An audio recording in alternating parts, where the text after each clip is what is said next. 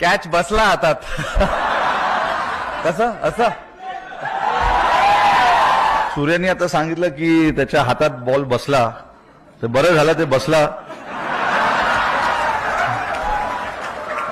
नाहीतर पुढे त्याला मी बसवलं असतं. अप्रतिम झेल तो घेतला. रोहितनं सांगितलंच नसता घेतलं तर तुला बघितलंच असतं, पण रोहितनं एकट्याने बघितलं नसतं, आम्ही सगळ्यांनीच बघितलं असतं. आमचे लोक फार वेडे आहेत. जिंकल्यानंतर एवढा उदो करतात आणि हारल्यानंतर दगड मारायला कमी नाही करत. सूर्य कुमार ने त्या दिवशी एक ही कैच लिया, लेकिन क्या सॉलिड लिया.